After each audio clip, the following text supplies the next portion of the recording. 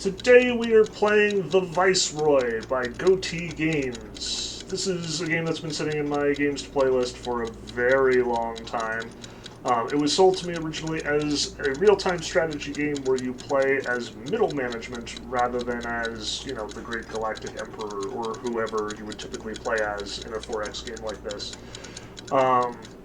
So I also wanted to try the RTS format, see how this works, because I'm a huge strategy game fan. I was an Age of Empires player forever, and very much fell in love with Sins of the Solar Empire in its own right, and there have been many, many games in between those two and beyond. So let's take a look, shall we? So apparently in the Viceroy, we will rebuild a series of fallen areas called territories by researching technologies, constructing infrastructure projects, and curing lingering challenges. Your success at rebuilding a territory is measured by its influence score. You can turn in each assigned territory at any time to convert the influence the territory gained under your leadership into skill points for your character. Okay, so we have some heavy-duty text dump tutorials. Not great, but that's fine. Viceroy is a complex game with lots of moving parts, but we've added lots of help. You'll find many helpful hover-overs throughout the game's menu. Oh, why thank you.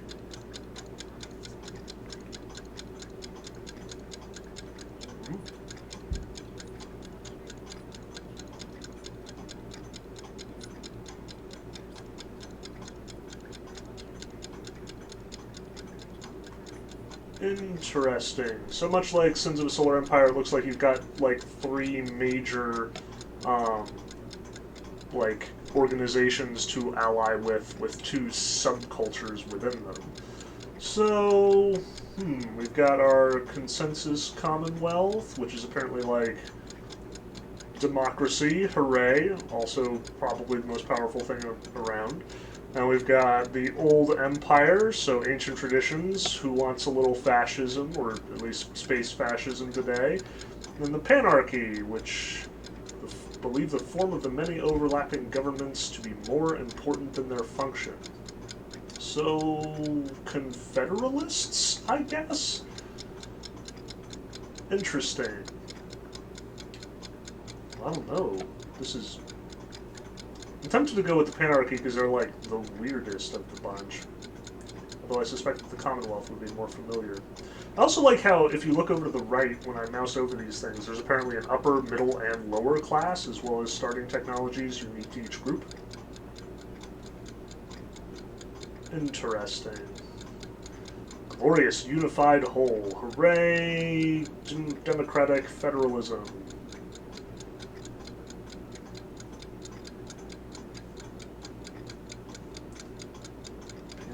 Imperial and Commonwealth. Interesting all the way around.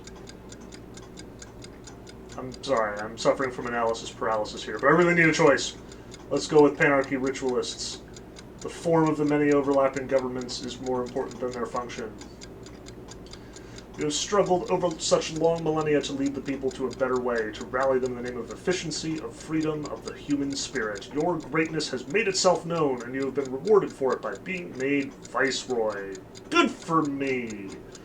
Now you can truly pursue our great purpose, to show the Commonwealth the truth within their lie, the truth we sowed upon the field of their ancestors' small-mindedness. You shall be the light for those who need it most, and lead the most depraved elements of the Commonwealth away from petty bureaus and the horrific trivialities of rulership. Break them of authoritarianism, raise them up, and show them that there never was a Commonwealth. There was only one Panarchy, made of some who were awake to the perfection of human freedom, and some who yet slept, locked within a nightmare of authoritarianism. So we're cosmic anarchists, sort of. Like, the nice kind, with the farms and the communes, and not the, violent kind, with the guns and the shouting. These people, Imperial or Commonwealth, are all panarchs. We are all one anarchy. They are the masters of their own destiny, and if you must exert the illusion of control over them for a time to free them from their shackles, so be it. Well, that sounds like a slippery slope, if ever I've seen one. You shall lead the way, show the people of the Commonwealth the truth in their lie. The Commonwealth was always a false front. Yeah, I've heard this before. Woo!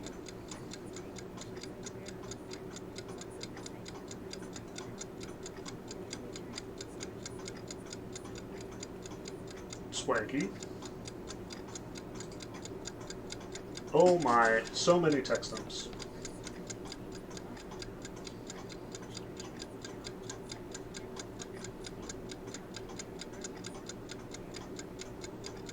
See the set of challenges must overcome.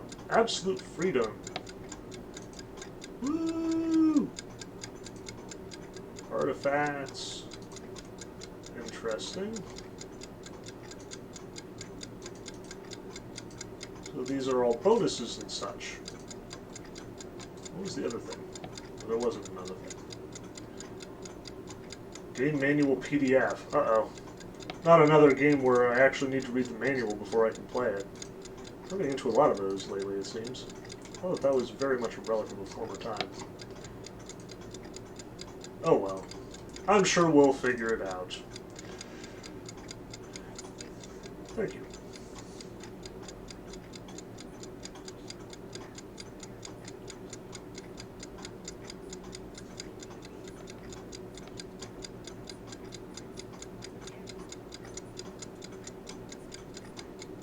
Interesting. So we get bonuses from here. All good, all good. Portal. Alright. Now we'll get some actual gameplay.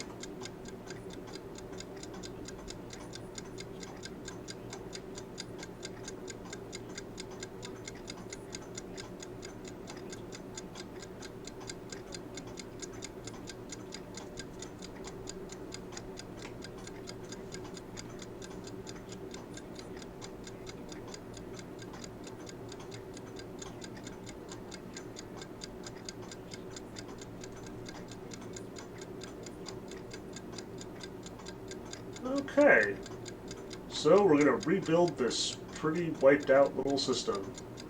Precipice of destruction and beyond into ruin. Many challenges, birth rates are generally suppressed. Yeah, I suppose if I was living on a dying world, I wouldn't be too eager to have kids either. Which actually is a little more real than I'd care to think about right now.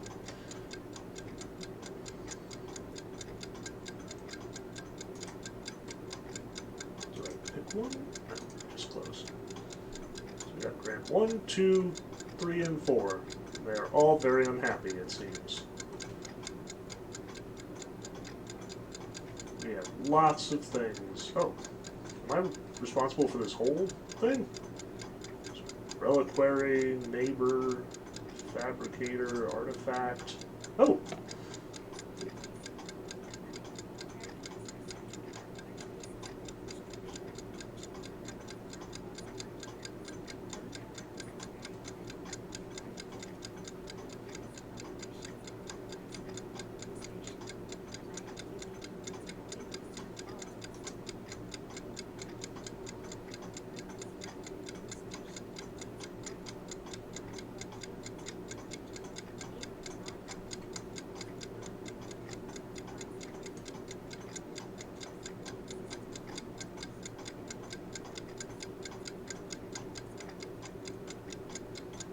Interesting.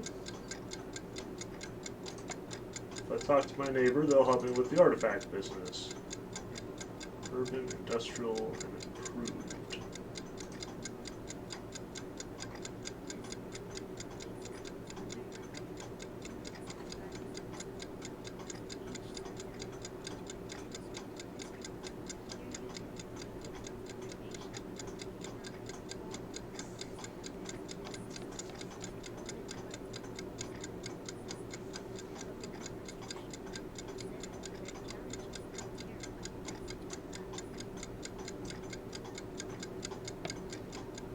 Good heavens. There is a lot happening here. Alright, so we have our artifact world, we have our... No, that's the artifact world, that's the neighbor.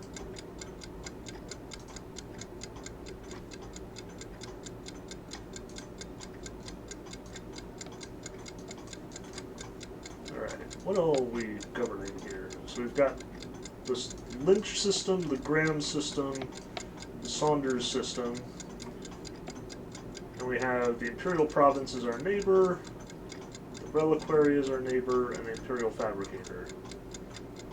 Okay, we've got a little mini map thingy up here. Oh, it'll zip right there. That's very convenient. There's all of our neighbors and culture. Okay, so that's... Oh, okay. So that takes me back to that screen.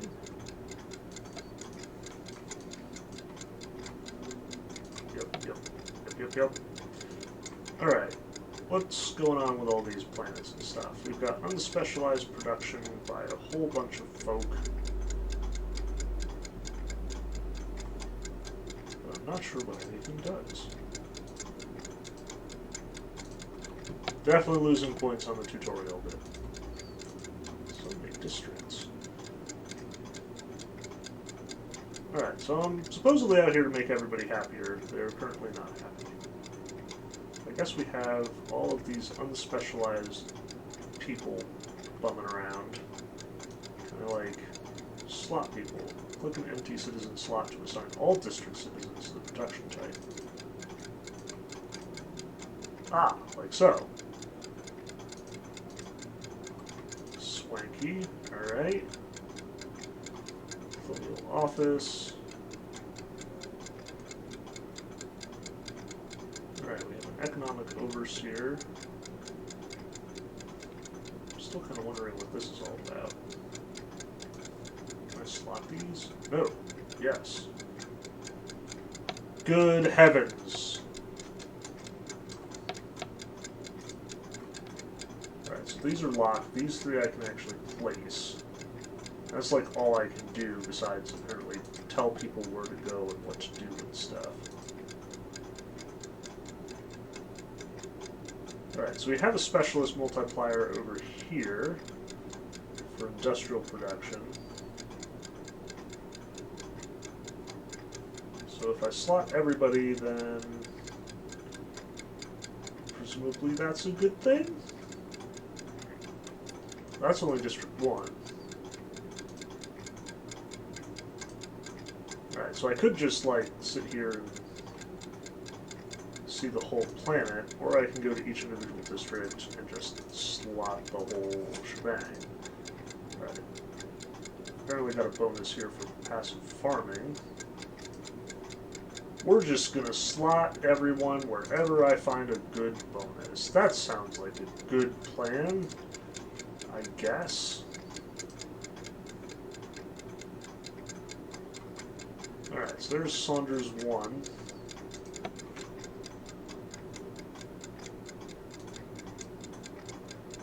Look at all these little trade ships going back and forth. Alright, new technology. Good grief.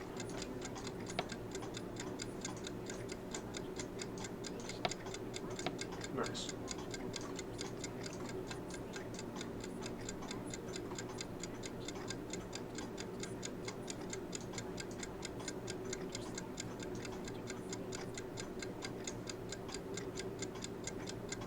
I like that. The whole theoretical science has so radically outpaced the practical stuff that now we can plan on science. That's sneaky. Alright, so here are all of our challenges, which apparently we're supposed to do. Alright, I right-clicked on it and it, like, flung me over to Saunders 3.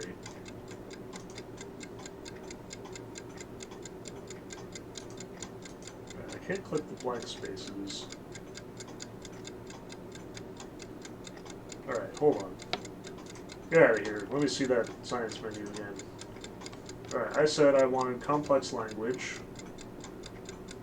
And then I could right-click to find it. 24 districts challenge. Okay, so those are just... That'll show me which planets / districts are currently not fulfilling those particular things. Alright. I still have very little in the way of understanding of what's going on here, but sure. Cures caste system. I like that. Like, caste system is a problem. You need the solution, and that is a colonial office. Of course, I have no idea where, if anyone, is suffering from caste system. We have formal culture. Religious collapse. We kind of want to cure that. Alright. Let's set ourselves small goals. We need to cure the religious collapse on Lynch 3. I I assume that that's, yeah, that's constant. It's planet-wide. So, your tech is Panarchic Cathedral. Alright. Panarchic Cathedral. There's the cure. Yep, it's listed right there. Okay. So we want to cure Panarchic, or we want Panarchic Cathedral to cure religious collapse. Where is Panarchic Cathedral? Panarchic Cathedral. There it is. Oh, that's at the very edge of the map. We don't like that. But we do already have Panarchic Retreat, so we could queue up Panarchic Symposium and then Panarchic Cathedral. See, I got this. No problem. I guess. And I still don't know what everything is doing, but... Alright, so... We still have 32.7 billion unused science capacity, which is way more than I expected. But the good news is, now that we've got that whole... Yes, there's Panarchic Cathedral. Alright, so if we put that over there, presumably that will get rid of the religious collapse. Cure available. We just have to work on it, I assume. So let's just slot everybody over there. What could go wrong? Presumably they're going to work on that, and then we'll successfully get rid of the religious collapse. Alright, is Lynch the only planet that has that, or is that just... Alright, Saunders does not have it.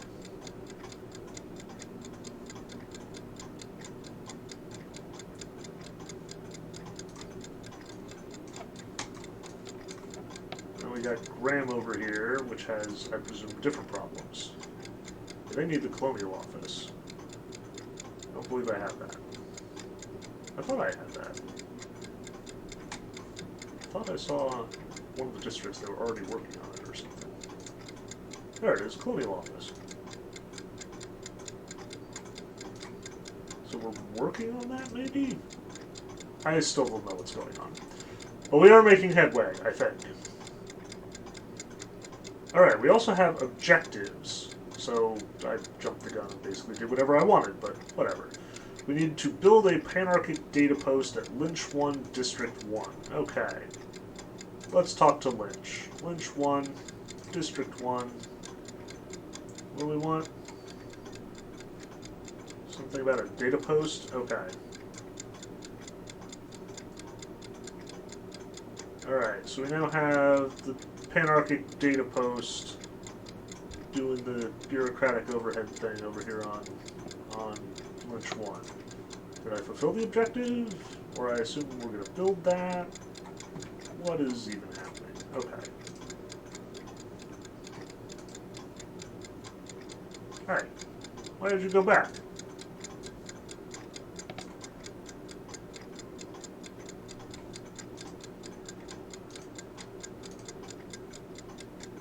Oh, they are also suffering from a religious collapse.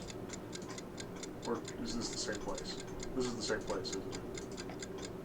Nope, this is definitely different. Okay. We solved the religious collapse at Saunders? Or am I not saving anything? Like, what is...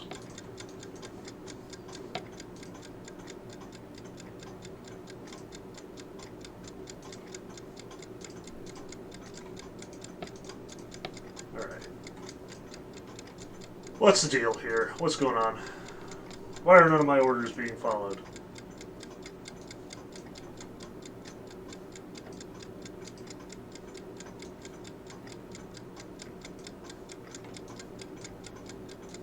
Are they busy doing other things? Is that because I did the... Good grief. I have no idea how to make my decisions stick. I am so bad at this game. Wait, where'd it go? Really?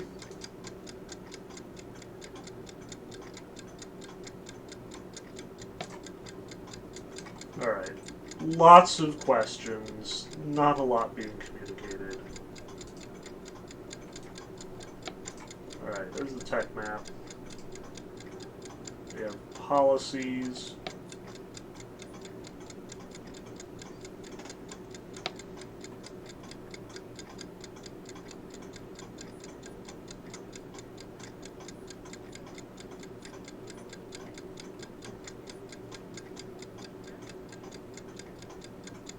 Yay! No corruption, please. Okay.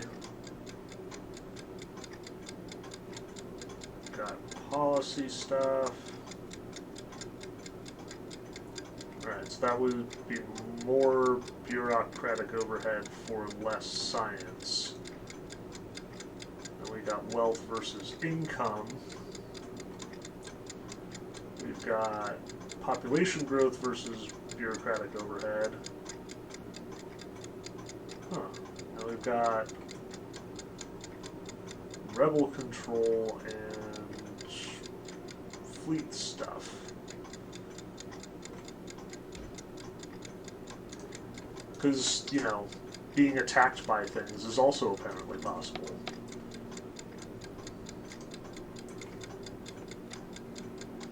Alright, so we supposedly built the... Yeah, there's the data post. Which is apparently interfering with our panarchic religion thing, which has disappeared now. I don't even know. Alright, at some point I'm just going to hit, like, next turn and see what the heck even happens. Now we've got this cult of love. Okay. Sure.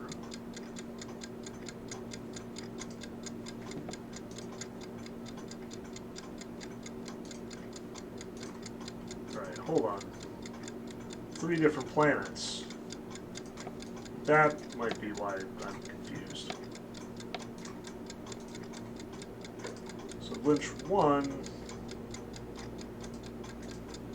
District 1 has the data post. But it could be another planet entirely where I built that panarchic, whatever it was. Alright.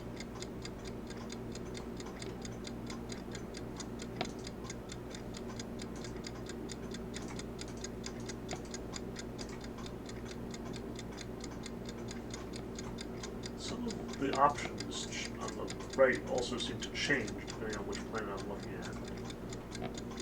Over here I've got the panarchicalization policy and the panarchic cathedral, but if I click on one of them, it changes. Presumably because they don't need certain things. Or maybe they already have them. I do not know. Alright, let's just hit next turn and see what happens. Events! We have tons of little events. Apparently my wealth is decreased. Yay, I'm poor now! Also, everything is crowding more. Alright, crowding is decreased on 4 planets and increased on 1. Alright, new technology. What other challenges are we facing here? Okay, so we've got complex language, which we need to cure with telepathic dust. What are our objectives? We have to cure the religious collapse at Lynch by building our panarchic... Well, that's no, a different thing. So many problems. Okay. Ooh, we now have the option to cure religious collapse.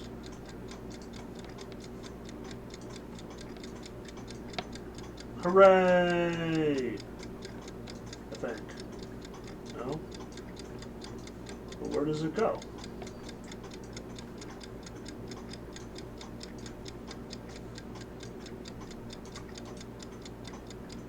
Well, how do I cure it? Okay, they said just at Lynch. So presumably wherever I wanted? I wish I could, like... Alright, there is a little path thing here.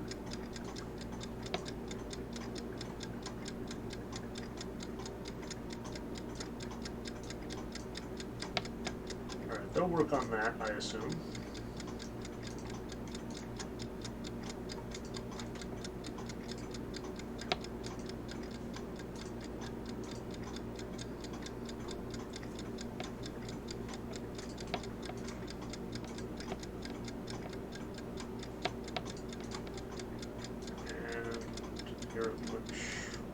We'll do the same.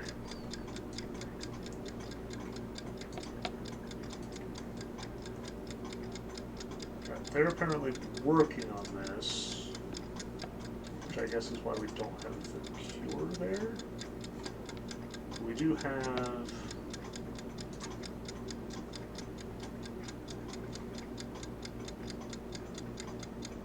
Okay, is that why it's got a weird border? How much you want to bet that's because it's currently being researched, but we're not there yet. Alright, that makes sense. So, what's our other objective? Commonwealth objective complete. Oh, good for me! I did the thing. And then we need to build a panarchic retreat at Graham 2, District 1. Alright, we can totally do that. Graham 2. District 1. Oops. Nope. Graham 2, District 1. Anarchic retreat. Where does it go? Where does it go? Right here. Absolutely fixed on this whole domestic thing. Yet I cannot place it anywhere.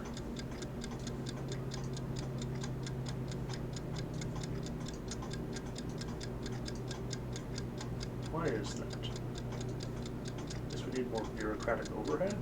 Can we, like, remove any of this stuff?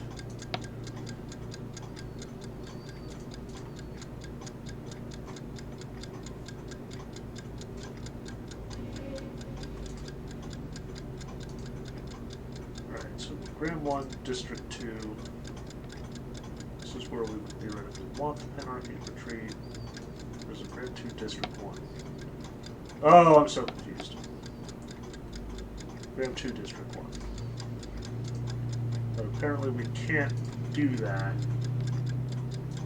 because it keeps bouncing back when I try and drop it. Alright, what else do we have here? We'll worry about that a little later. We got the Cult of War. Well, that doesn't sound very nice. We got all of our crowding things. And all of our wealth decreases. Alright, so what's our technology situation? We still have 25.3 billion unused science capacity. What other problems are we facing?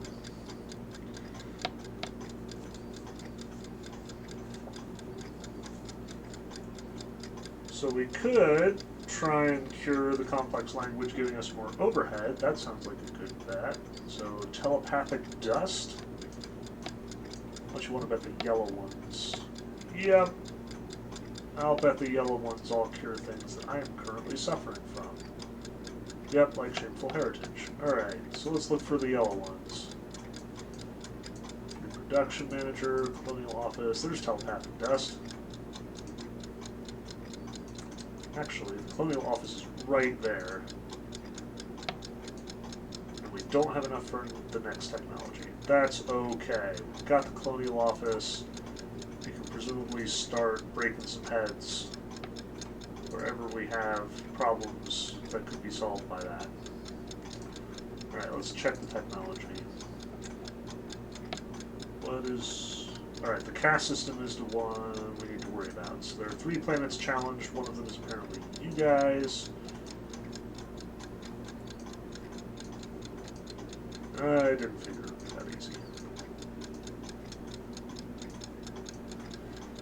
Alright, so Saunders 3 is suffering.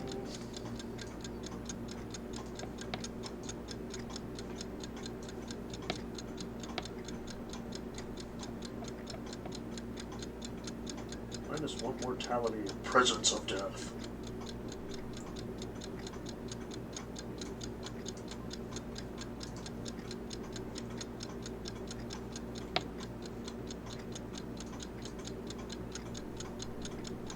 We are apparently like full up here. So where else is suffering from caste system? Apparently none of the other Saunderses is.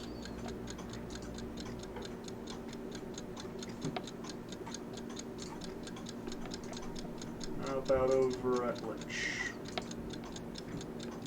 Got shameful heritage and zero birth culture. Scientific guilds.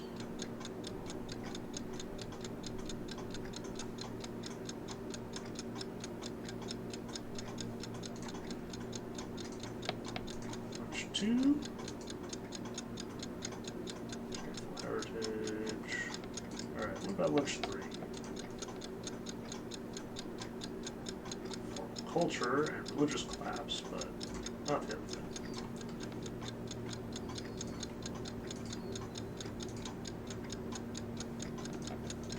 What about Graham?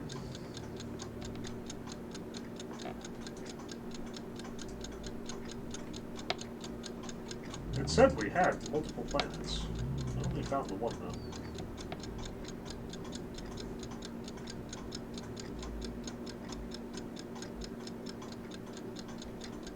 Our wealth is so poor. Yay!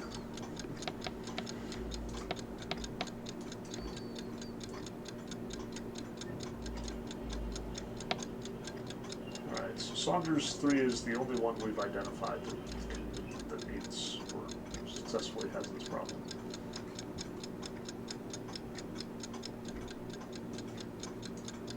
We have yet to figure out exactly what to do about it.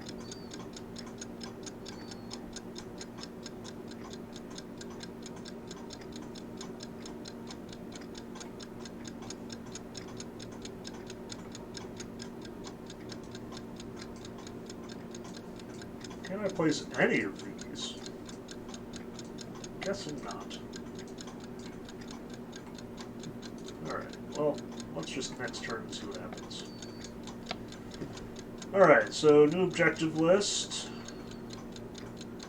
Build a Panarchic Symposium at Saunders 2 District 4, and a data post at Saunders 1 District 5. Lords of the Fleet.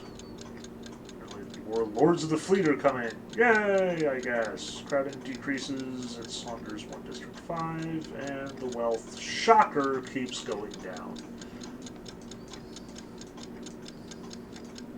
I guess I need to find out how to make wealth. Well, that, we have a policy for that, right?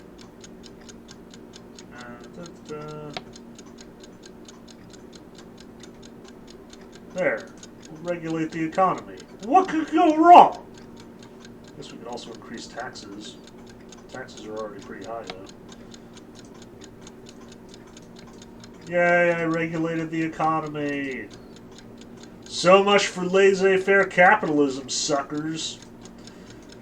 Alright, what's our Anarchic Symposium at Saunders 2 District 4? District 4. Alright, that one we can actually do. Woohoo! And then, what's the other one? Anarchic Data Post, Saunders 1 District 5.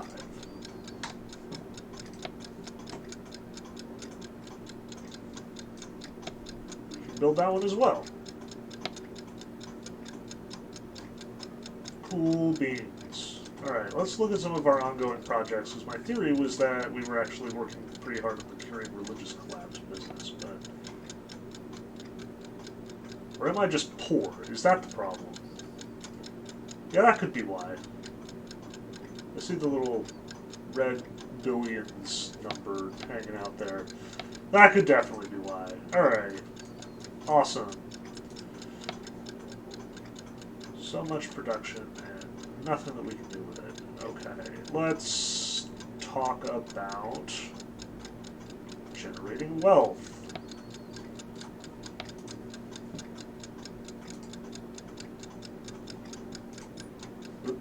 We're going to talk to me. That didn't happen. Alright, where do I get money? Cultural productivity. All these things are too expensive at this point, because I am just poor. Alright, now we made more money. Progress! Alright, so new technology. Very good. How do we make money? Alright, we've got computerized markets, which bring an increased rate of return, apparently. Additionally, if I build that, I'm already right next to telepathic dust. So let's go ahead and get that guy.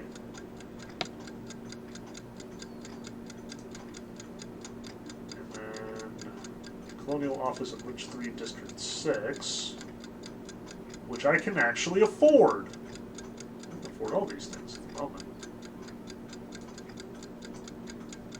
Alright, so we built the Colonial Office, as requested.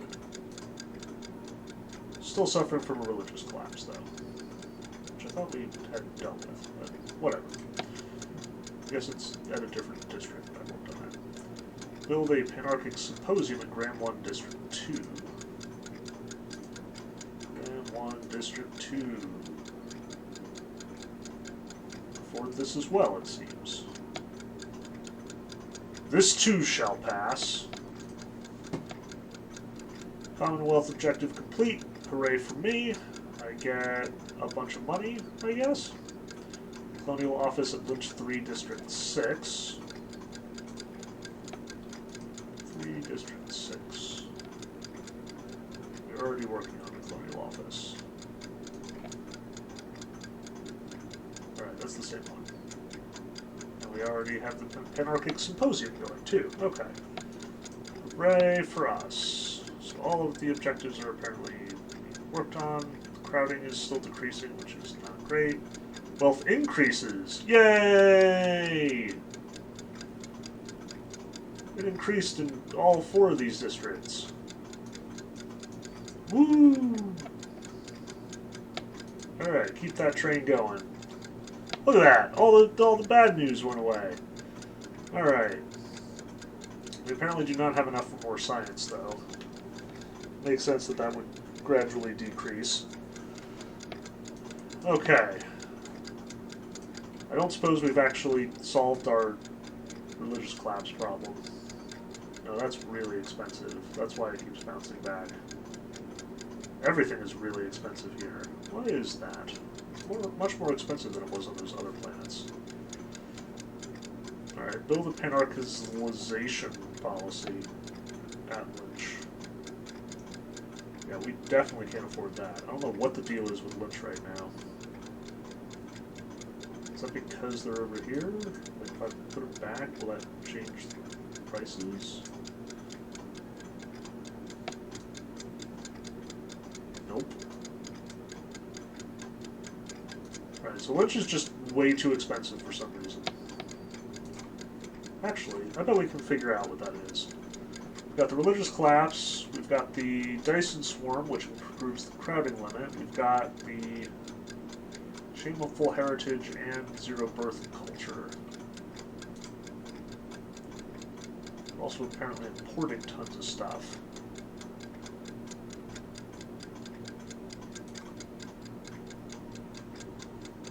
So why is it all very expensive there? Oh, it's very expensive everywhere. Never mind that. It's less expensive here, though. Some of them.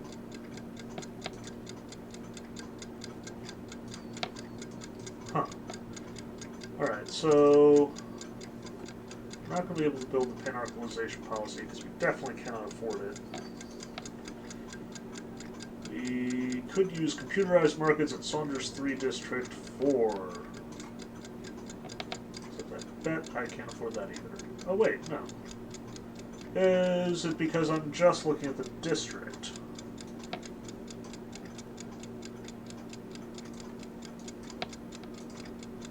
Alright, let's look at... So we're suffering from a religious collapse everywhere. If we just look at a couple of districts, we apparently can't cure the religious collapse at one district at a time. It's got to be like the whole thing or nothing. I bet that's why. Okay, so that's why it's so stinking expensive. Alright, so we need to save up. Then we've got... Yeah, we cannot afford anything at the planet-wide level. We've already got the computerized markets underway. So we still need more credits. That's what's going on here. Which I believe we're doing as best as we can by, dropping the income. Yep, still going up. Alright, we can't cure the religious collapse at Lynch because we definitely can't afford it unless it's, like, gone down, which it hasn't. And then we also want a panarchic retreat at Gram 1 District 2. Alright. Gram 1, District 2, panarchic retreat. Hooray! We also want... We already did that. Master of the Fleet, whatever's going on there. So we're bringing in money by drips and drabs. Science is slowed to a crawl. Yay for us!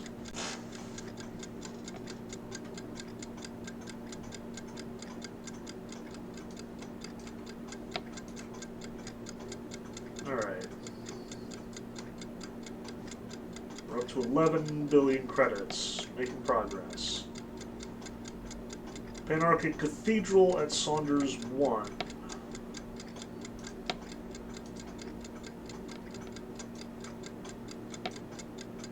Okay. This is the place where I've moved everyone. Wonder if that will affect things here. That's fine, I guess.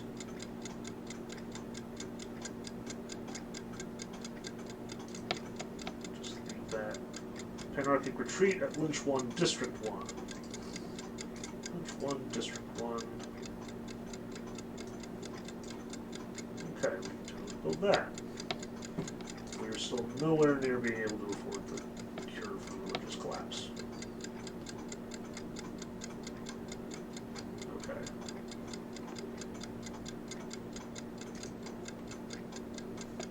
We increased our wealth again at Saunders 3 District 4. Alright, I think I'm getting the hang of this, although solving the objectives is proving as expensive as the payout, which is a bit of a bummer. So Lynch 2, District 2, computerized markets.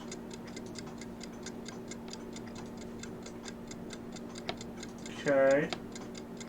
And then panarchalization policy at Lynch, which is probably not something I can do. Probably too expensive, yes.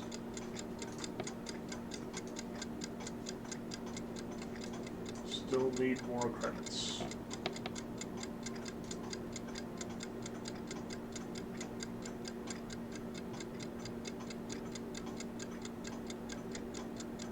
I wonder what that could do. I know we were looking at these before. We cannot afford like any of this stuff.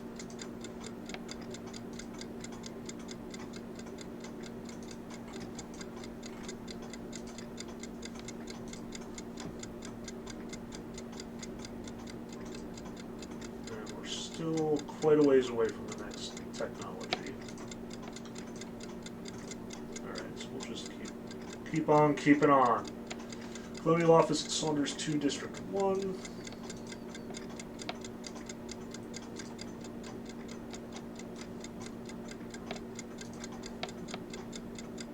And Panarchic Retreat at Saunders 2, District 5.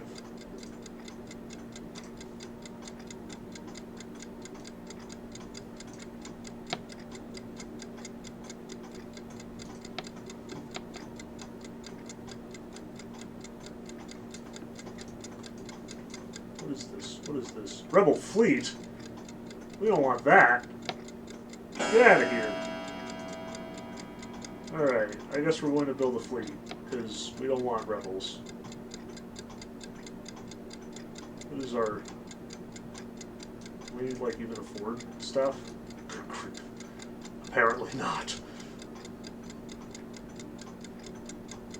We can't even afford one of these little dudes. That's bad.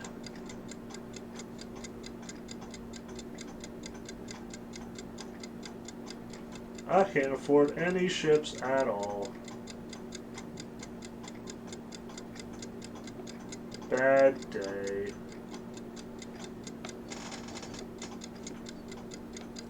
Estimated fleet spending. So I guess we could change our fleet spending in the policy menu.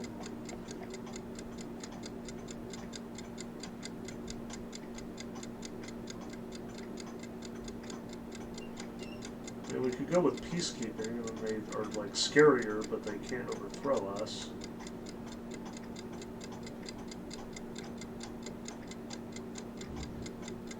Or we could like fight them off. I guess we'll just let it sit there and hopefully not like convert us. What's do we have a listing for our allegiance to the rebels?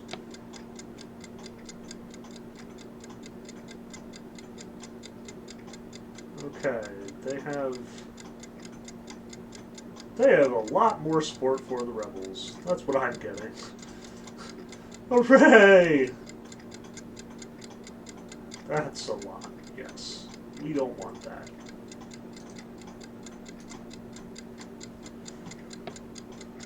Alright, we still want all those big projects at Lynch, which there's no way. Computerized markets at Grand 3 District 2 we could do.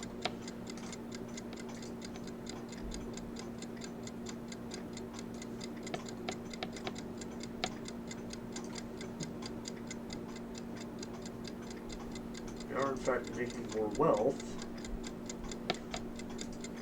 Do we want to increase taxes and make everything bad?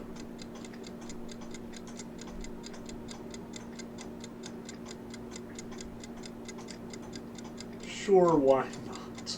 What could go wrong? Well, we made more money. That's good, I guess.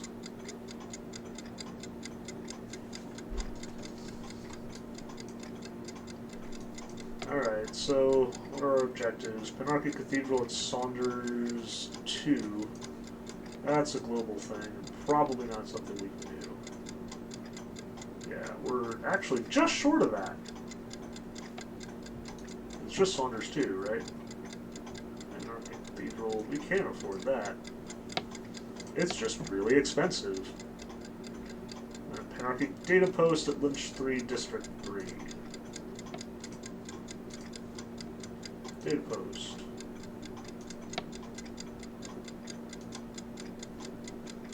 We have really slowed down the technology front. Are we, like, not making technology? Is one of my policies anti-tech? Is that what's happening here? Not really. Well, it's possible that my orientation of the workers is contributing to this. Really, who knows?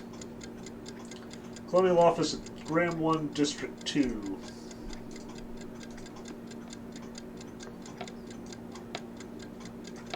And then also anarchization policy at Graham. Yeah, good luck with that. That's not going to happen.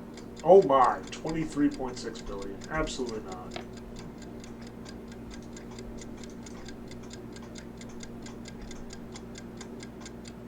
Rounded down in billions. Wealth increases. Very good. Alright, cure the religious collapse at Lynch. Yeah, no. Anarchic Symposium at Saunders 1, District 1. We can do that.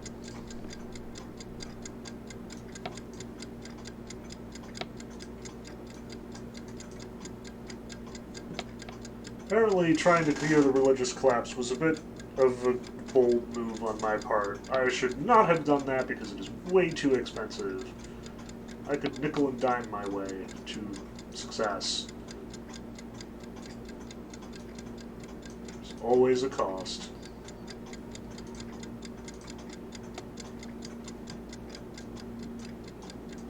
we are, I think, generally going in the right direction as far as our credits are concerned.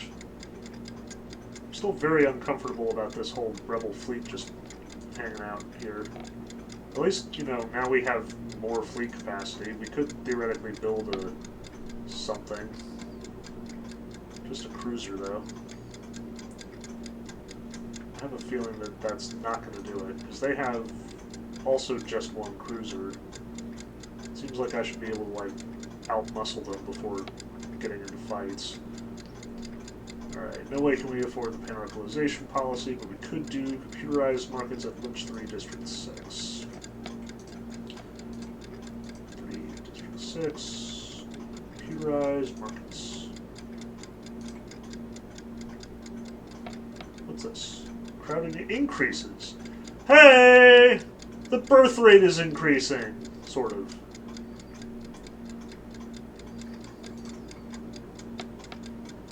Alright. I can do both of those. Colonial office at Graham 4, District 2.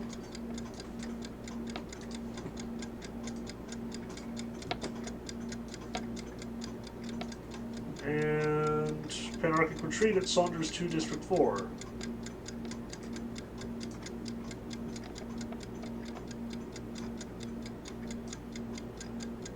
Panarchic Retreat, that's what it said? Yes. Saunders 2, District 4, Anarchic Retreat. Alright, now we're talking. Look at that. 11.8 billion credits. Get out of here.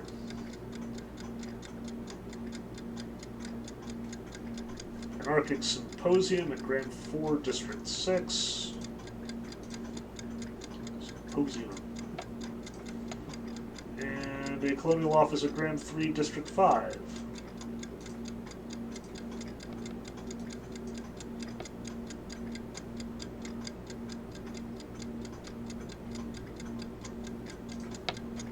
Actually, I don't think any of my guys have been allocated over here at Graham.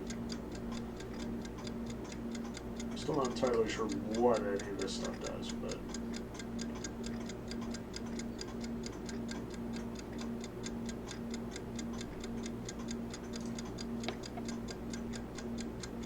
Alright, is that it? Just the Panarchic Symposium and Colonial Office. 12.1! Now we're cooking. Graham has increased its wealth. Lawbringer. Alright. Computerized markets at Lynch 1, District 4.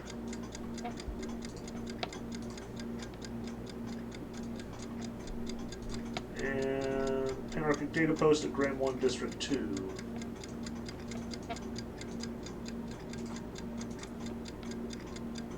Running out of options over here.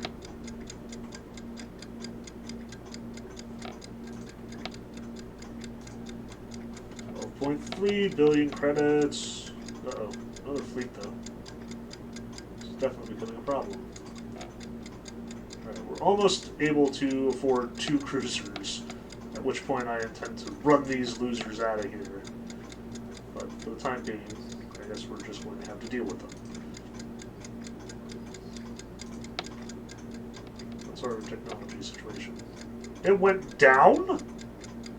Huh. Curious. Alright. We want to build a panarchic retreat and do a panarchialization policy at Saunders. I wonder if I can actually afford that at this point. No, we are still way off. We've got this cure caste system hanging around that we can in fact afford.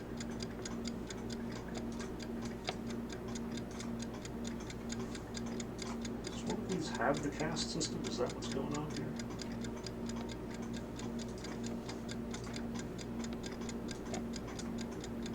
Yay! I cured it!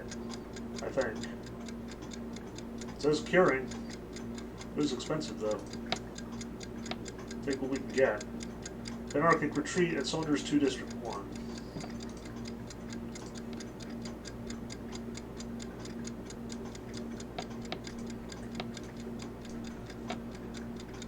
Crowding increases. The birth rates are going up again and then down again because they went up. Rebel control? Oh no. Uh-oh. Well, that's not good at all. Guess we're going to have to accelerate our plans on this. Okay, policy. I mean, I don't see any difference between the control to overthrow business, so sure. Fleet.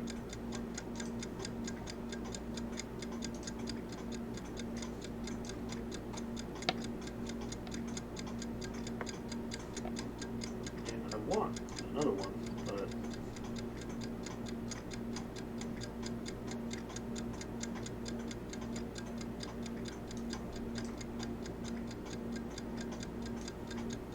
I guess we'll just have to stick with the first. Fight them! Leave no survivors, I guess. One battle pending. It's a fight!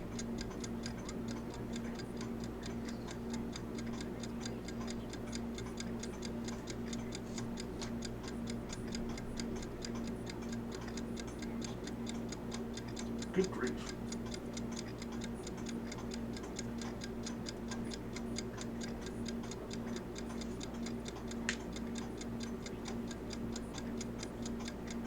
Nice.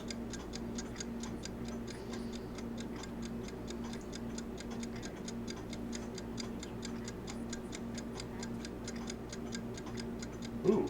So, just good luck, huh?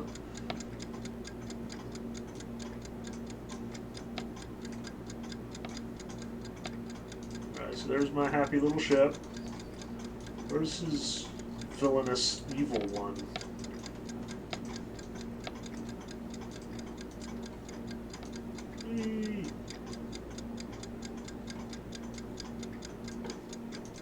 Okay.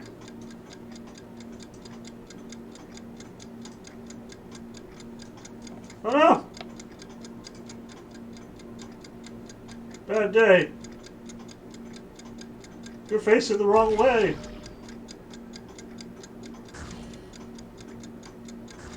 No! You got blown up.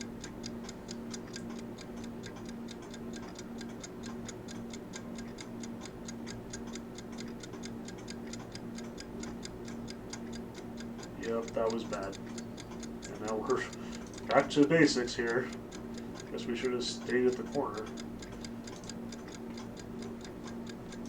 What was that? Anarchic data post and Saunders 2-1.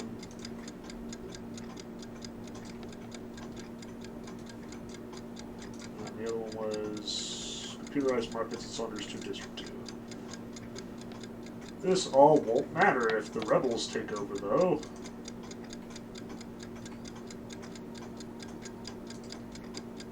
Well, we're going to have another cruiser shortly.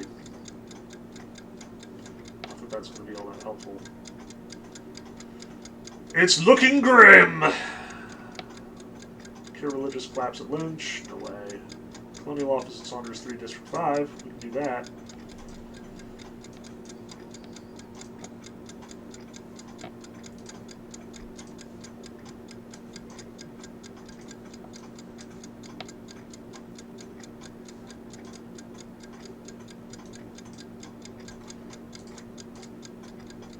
Alright, we can afford another cruiser. I guess we should have waited and gotten the 2. I cannot see any real difference. I don't know what the C's are for.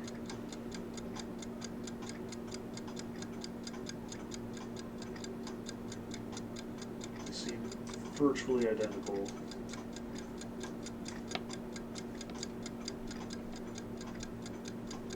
Okay, so I guess it's the different weapons and stuff that they have. Like this guy apparently has a shield generator and capacity. This one has a smaller shield generator, but it also has another laser battery. This guy, what's his deal?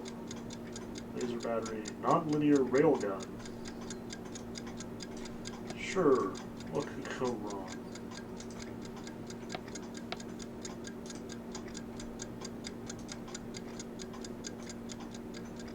Alright, this time he's at the corner. Alright, so I can in fact change the heading of the ship. Oh, now you've got it. You can fire at any time now. Oh, you have a much smaller range. Oh, we're on his tail! Yes! Yes! Yes! In your face, rebels! I'm running the show now. And just in time. Because they literally just showed up on the other planet. That's great. Alright, so we do in fact have a fleet that's respectable now. And we defeated the guys before they killed us in what would have been this turn. Okay, that's exciting. I have no idea if I should, like, actually move him, though. I guess if we just keep him here, then he can fight off anything that shows up. But I should definitely build another one of those and then have him start, you know, doing stuff. Assuming that that's how that works. Alright, we also have tons of credits! Hooray! Where's... Nope, not there. Those... Nope, nope. That's fine. Okay, Lynch. Where is Lynch? Can we... Of course not. I got too bold. Panarchalization policy at Saunders. Is that a thing? Where is... Nope, can't afford that either, though we are really close. And Panarchic Data Post at Gram 2, District 1. That we can do.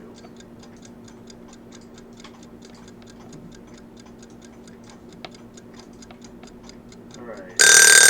And we're out. Alright, let's recap. So the first thing we obviously need to talk about here as far as what is good and what is bad is the tutorial, or really the lack thereof. This game could definitely have used a lot more in the way of guidance, tutorial, direction, everything. It specifically mentioned at the outset that we were supposed to, you know, hover over things, look at the tooltips, you know, whatever. But still, there was a lot of me just sitting there trying to figure out what the heck was even going on. You know, we got thrown into this district, and I'm clicking on stuff and dragging stuff, and, you know, it wasn't terrible, but there definitely wasn't a whole lot of guidance as far as, like, what consequences did my actions have. You know, there were the tooltips, there were, you know, this will increase bureaucratic capacity, and this will, you know, decrease your income, and so on and so forth, which is pretty helpful as you're figuring the systems of the game now, but without any guidance about, you know, even, like, basic things like, oh, you can't afford that, that's why it keeps bouncing back to the right-hand side. It was really pretty unintelligible for a while there. And again, it's not, like, we don't need a whole hand-holding walkthrough tutorial. I've seen them done, and I've seen them done well. And, you know, like, having played my fair share of 4X games, my fair share of RTSs, and, you know, I've played everything from Civilization to Sins of the Solar Empire to Master of Orion to, you know, Galactic Empires. Like, I've played a lot of these kinds of games. I know a lot about the systems that sort of work underneath them. And I imagine that I was a much faster learn than most, as far as, you know, players coming to this game for the very first time. Like, if you were not familiar with the 4X style of game, I imagine you were watching that video saying, what the heck is even going on here? And there wasn't a whole lot of information. Like, yes, here was the tech tree. Great! Thank you for showing me the tech tree. I understand what a tech tree is because of all the experience that I have from playing Endless Space, or from playing Civilizations, or from playing Sins of the Solar Empire. But at the same time, you know, there was the information like, oh, you have this much money devoted to your technology, and that's it. And having no idea how to produce more, or how to, you know, replenish what I had already spent, or, you know, how quickly I was going to be reducing that, like, without knowing that, oh, that limit is important for things. That is the limit that's going to be drawn from every time that you pick a new technology, so make sure you watch out for what technologies you're buying. that could have definitely been communicated more effectively. That was rough. Likewise, the fact that I'm sitting there like, why aren't I curing the religion? What is going on here? Because, of the tiny little number that was in the red that indicate that I couldn't afford it, like, that was also rough. Again, no hand-holding tutorial necessary, but at the very least, a little pop-up that says, you can't afford that, or you have run out of technology points, or, please, I recommend you increase your income. Like, I think of the advisors in more contemporary editions of Civilizations, like in Civ 5 and Civ 6, you would have, you'd be looking at your gigantic list of things that you could possibly build in your city, and you would have an advisor saying, hey, maybe you should build this to improve your military, or hey, maybe this would be a good idea in order to increase your production. Just a little of that would have gone a long way, and it would have fit the theme, too. Like, as a viceroy, you expect not only to, have limited control over a limited area, but also you expect to have advisors. You expect to have, underlings who are doing your work for you. Instead, it felt like, I was a king directly commanding his peasants to do whatever I wanted them to do. And there were very few things that I could actually affect directly. So between the lack of communication on the UI and the sort of difficult systems underneath the hood, it was kind of very tricky to figure out what was going on, and that's definitely not what you want in a game like this. Or is it? Because that's the weird thing about strategy games. Like, I can point to a half dozen games that have really robust hand-holding tutorials. Like, Sins of a Solar Empire has a whole, 2-hour-long tutorial that teaches you all the ins and outs. This is how you build stuff. This is how you fight. This is how you do things. Civilizations 5, the tutorial is a little bit more hands-off, but it's still, heavily influenced by the advisors. It tells you, hey, maybe you should settle there, maybe you should do this. But strategy games, because they're so big, and because there are so many systems, it's often the case that you don't want to overburden the player with tutorial after tutorial after tutorial. So I think of games like Paradox's Stellaris or Europa Universalis, and in those games, they basically just jump you in. Like, here it is, folks, Europe, circa 1700. Good luck. And weird stuff happens and you have no idea what's going on, and you just kind of have to beat your head against it until you solve the mysteries of why your people are dying off, or why your army is failing, or maybe it wasn't such a good idea to conceive a bastard with some random peasant girl. These are real problems that you face in Europa Universalis, and I very much bounced off it because I really had no idea what was going on, but Stellaris I loved, even though the handholding was pretty limited. The fact of the matter is, in order to craft a good strategy game, you have to really carefully balance how much information are you front-loading, and how much information is the player going to figure out on their own, because it is just system after system after system after system. And as much as I am critical of the fact that the Viceroy made a couple of really dumb choices as far as, please tell me when I can't afford to do the thing that I'm trying to do, please tell me why something isn't working, at the same time, the interface, the actual play of the game, the dragging and dropping of little buildings over to places, the fact that the technologies were directly represented by the things that you could build, I think that was really intuitive. As far as games that dump you into the deep end of the pool and say, good luck, figure it out, I think the Viceroy actually did a pretty good job. Not great. Again, a couple of quality of life changes would go a long way in this case. But compared to the complexity of systems that you find in something like Master of Orion or Civilizations, the Viceroy really sort of built a language that makes sense, at least in the sort of base game there. So on the one hand, yeah, the tutorial could use some work, a little bit more hand-holding might be nice, but on the other hand, they did a lot with a little over there. Like, if you just think of a regular Civilizations game, or something like Endless Space or Endless Legend, you're talking about, I am going to research a technology, and that technology is going to have multiple benefits, some of which are passive, some of which unlock new buildings, some of which are, completely different in ways that you can't anticipate on the outset, and the Viceroy somehow managed to make a one-to-one, this is what you research, this is what you build. That's awesome. Like, that's impressive. It's a weird niche kind of observation to make, but what it basically boils down to is the game is, despite its unintuitive tutorial choices, intuitive as heck on the just blatant UI level. Like, there was one resource, money. That was it. Either you can afford it or you can't afford it. You don't have to worry about gold or dust or industry or productivity. Like, there were those three sort of specializations that your workers could participate in, and those were not well explained. I still have no idea what they were, but I didn't need to. Like, I was still building and completing objectives, and that was pretty easy to figure out. Yeah, I imagine that high-level play would involve a lot more complexity, a lot more resources, a lot more understanding of the mechanics. But if, at the end of the day, you've built a game that I can walk into and in 20 minutes I feel fairly comfortable that I'm making forward progress, even with all those systems under the hood, that's a good job. That works. So let's talk about exactly what this means. Like, what is this big picture? What did we learn from this game? And the fact of the matter is, I find this to be a really fascinating point to talk about two big picture questions that we've kind of run into a bunch of times in the first hour, and that will only get more frequent, I suspect. First off, when is it okay for a game to be confusing? When is it okay for the player to not know what's going on? Because when you're playing a game for the first hour, you usually don't have much of an idea what's going on. Like, yes, the tutorial is going to give you some information, but in literally all four of the games we've played so far, there's been a fair amount of me just wandering around trying to figure out what the heck to do next.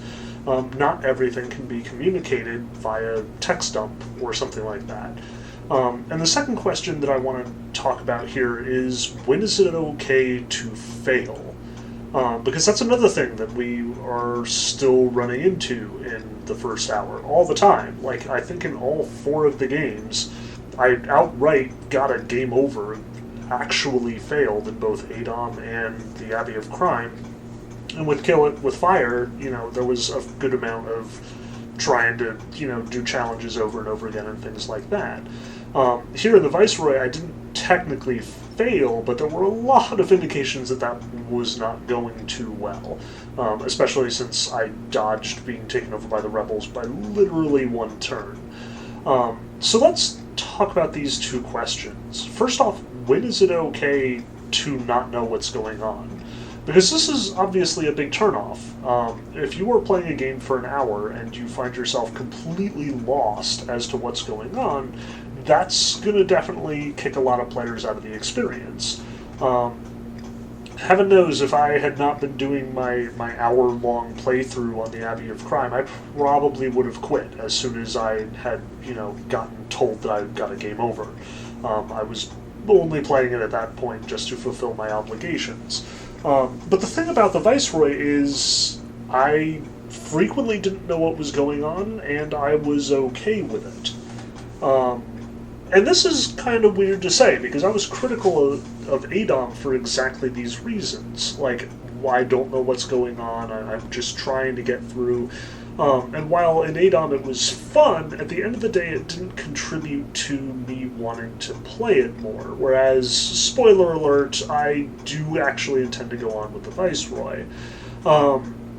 So I think the key here is, even if you don't know what's going on, that's fine. That's not necessarily a deal breaker. What's critical here is that you have some sense of forward progress. See, the difference between the Viceroy and Adom, and for that matter the Viceroy and the Abbey of Crime, is that with Adom, I knew that there was a lot that I didn't understand. I knew that there was a lot that I didn't know, but I also knew that I wasn't about to learn it anytime soon. I knew that it mattered, in short.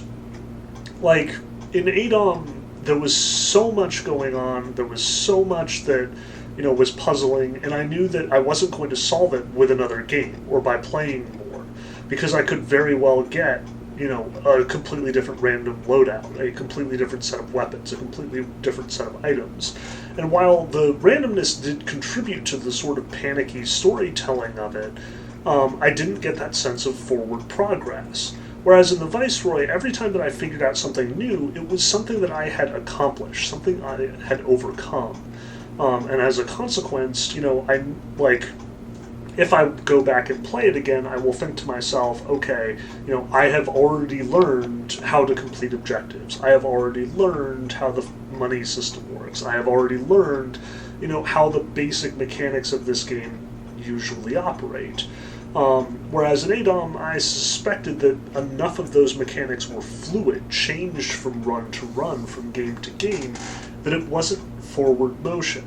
Likewise, with the Abbey of Crime, I could see exactly what the problem was, namely I couldn't navigate. But the problem there was it was not easy to overcome that obstacle. Yes, a map would absolutely have been helpful, and if I had had the manual and the map, that probably would have solved that problem right there. But at the same token, just sitting there playing it, trying to navigate, this seemed like a simple problem I could not overcome because of actual game design problems. It's okay to not know what's going on if the game is working the way it is supposed to. If the problem is not the player's inability to overcome these obstacles, but, the game actually being something that needs to be unwrapped little bit by little bit. In the Viceroy, I felt progress. I felt like I was getting a greater command of the game's systems with every passing minute.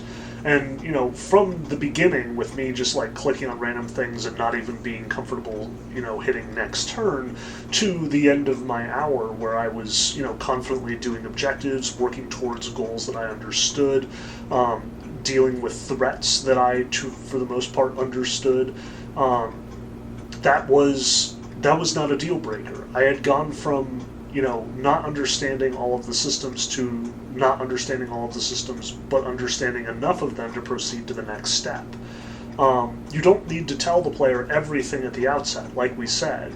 When there's that many systems under the hood, like in an RTS, or like in a 4X game, or like in a lot of management games or city builders, it's okay for the player to be stumbling around in the dark, as long as they have something that they are working towards and they understand how to accomplish it. Since I could figure that out, I was okay with it. I was okay with not understanding, what other systems were involved, why things happened the way that they did, how I was making money, or, what resources were at my disposal in order to, effectively and efficiently maintain my little district. But that brings us to the second point.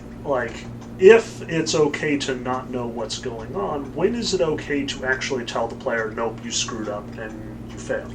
When is it okay to give them a game over screen, in short? And again, this is tricky, because ADOM on the one hand was saying, I got into my whole ant situation and was very much overwhelmed and was bound for a game over, and it was frustrating.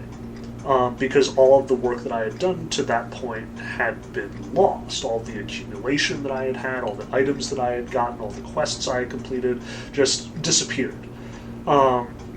Likewise, it was especially frustrating in the Abbey of Crime, because here I was, trying to navigate around this area, trying to overcome this, obstacle that the game was not giving me any of the usual solutions for solving, and then I was punished for it. Oh, you didn't figure out how to get back to your bed fast enough? Well, then you're out. You're kicked out of the monastery, game over. And that just felt unfair. That felt mean. All of my progress had been lost, besides my knowledge of the monastery such as it was. But with the Viceroy, even if I failed, I feel like I have made forward motion. And I think that's a big part of it. Like I said in the ADOM recap, that, a lot of why I like roguelites more than roguelikes is because that sense of forward progress is because, at the end of the day, I've unlocked something new. I feel like, I have a better chance in the second playthrough than I did in the first.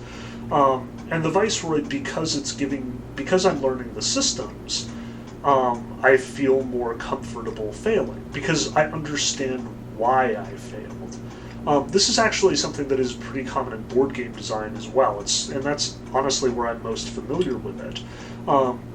In a board game, usually only one person at the table is going to win. Like, you might have a game of 4, 5, 6 people, and some of those people are inevitably going to be leaving not having beaten the game, having been defeated by one of the other players.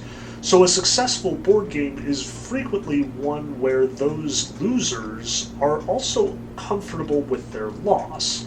And for me, the best way to gauge whether a loss has still been edifying, has still been fun, is if everybody at the table is still talking about what they would have done differently after the game concludes. Like if they're saying, man, if I had only built this at this point, or, if only I had made this move instead of the one that I did. And that was exactly how I felt with the Viceroy. Like, if, in fact, the rebels had shown up and taken over my third planet, as frustrated as I would have been by, losing, I would have said to myself, I know why I lost. I shouldn't have researched that religion upgrade as quickly as I did. I should have used my science for other, more immediately pertinent research and technology, and I would have gone into a second game forewarned and forearmed. I wouldn't have felt that it was a failure, even though I did lose all my progress, even though I did fail on all the goals, even though a lot of what I had accomplished had become irrelevant. I still would have gained knowledge about the game systems, about the way that it works. That's a win. That's progress. And I think as a consequence, you can punish the player with a fail state if the player understands why they failed, if that is communicated well to them. That's exactly why I had such a problem with some of the UI elements that, specifically, why can't I buy this? You have to communicate to me why I can't do this. What is the problem? What is failing there? And I think that that's really what this comes down to. I thought the Viceroy worked specifically because when I didn't know what was going on, I still knew enough to go from goal to goal. And when I was being punished, I felt that it was just and fair. I didn't feel that it was random, like it was in ADOM, or just mean and short-sighted on the part of the developer, as it was in the Abbey of Crime. I felt I deserved to fail. Now, the other side of this is failure and not knowing what's going on should be as limited as possible. Like, we've only played for an hour. That's part of the format of this series, which means that, there's a lot that I don't appreciate about the game at this point. I can't speak to its sort of longevity, and this is obviously a game designed to go on for quite a while. I would imagine that it's going to take at least 2 more hours to beat that one scenario, and that's just one of many in the campaign. But at the same time, how much progress you lose when you fail is kind of a key component to how much failure hurts. Like, one of my favorite examples on this front is, there are all these new deck-building roguelikes out there following the vein of Slay the Spire's success. And one of the things that makes Slay the Spire so successful is that the worst that ever happens is you lose an hour of progress. Like, every run is, at most, maybe an hour and 15 minutes, an hour and 20 minutes. It's designed to be replayed. It's designed for you to fail frequently. You can think, too, of Super Meat Boy, and the fact that, you can literally lose 30 seconds of progress when you die. It feels okay to fail and fail repeatedly because you're not losing a lot of progress in that process. The Viceroy, because its sessions are only a couple hours long, means that failure is much more palatable than it would be in, a Civ 5 style game where you're playing for 9-10 hours at a stretch, only to figure out that you've done something horribly wrong and everything is broken. To continue that Slay the Spire analogy, I think of games like Nowhere Prophet or Griftlands, where the game invites you to play for 3, 4, 5 hours at a time, and only then drops the failure hammer on you that hurts. That hurts way more than it did with Slay the Spire. Like, it's one thing for you to invest, 4 hours into building a character, telling a story, interacting in all these various ways, only for the game to slap your hands away and be like, okay, you died, and now we're kicking you all the way back to the beginning. I hope you feel good about that. Like, yes, the system's better, but the Viceroy has a really nice balance here of how much progress is being sacrificed for the knowledge that is being taken away. I feel much more confident failing after putting in only 1 or 2 hours than I would with 4 or 5. And as much as Adom's short bursts are also, within that boundary, as much as, even the little challenges in Kill It With Fire were like only 10 or like 1 to 5 minutes per challenge, those are easy to sort of come back from. The trouble is, how much are you taking away? How much have you lost, and how much do you feel more confident about the next approach? So, to answer the big question, will I play this more? Yes. Yes, I will. I fully intend to continue the game that I was playing, to get deeper into it, to play another scenario, to figure out the game systems more and more. And, I can't say for sure whether I'll follow it through to its end. That's a whole other question and kind of beyond the purview of this show. But at the same time, am I going to give it another shot? Yes, absolutely. Which I find is a little weird. Like, undoubtedly part of this is just because I really like 4X games, and I am willing to forgive a lot of errors on the part of the designers, because I like being in space doing management stuff. It's just how I roll. Again, I've played all of the Master of Orions, I've played Galactic Civilizations, I've played Stellaris, I've played Sins of Solar Empire, I've played Distant Worlds and Beyond Earth, and I don't even know. Like, this is definitely a genre that appeals to me, and some of that is definitely bias and subjectivity on my part. But at the same time, I'm interested. Like, the game has brought me on. Some of the 4X games I played through one map and I was like, no, I'm done. But this is bringing me in deeper. I like the setup. I like the idea of, being a middle manager given one specific area with its own set of problems and being tasked to fix those problems, not given control of a galaxy-spanning empire and, blowing everything up. Like, I like the scope of it. I like how it's contained. I like that it is, these scenarios rather than these grand maps, although I can definitely do my fair share of grand maps as well. There's a lot that appeals to me about this, so yes, I'm going to follow it through. But the other side of it is I think it really does a better job than something like Adon and communicating how its mechanics work and sort of drawing the player into it. I think its shorter sessions and its really transparent UI are very helpful for that, as much as there are problems that could very easily be fixed, like, telling me when I'm out of money, for example. So yeah, I enjoyed this. I expect to play more of it. I'm looking forward to trying it some more. And I hope that it looks interesting to you as well. With that in mind, that's our show for today. I hope that this wasn't too terribly boring. I suspect the whole, doing the management game does not translate too well to video the way that, like, something as action-focused or story-focused as the games we've tried before. But, as always, experimentation yields potentially negative results. If you are interested in seeing more of this stuff, again, like, share, subscribe, do all of the things. Check out my webpage at profbkozlowski@wordpress.com, or check the Video Game Academy webpage for more of our video game related content. Feel free to email me at profbkozlowski2@gmail.com if you have specific games you want me to try out. Like, I can't guarantee that I'll play them. It will very much depend on whether I own them already, but my library is enormous. There's a pretty decent chance, at the very least. Until then, farewell. Godspeed.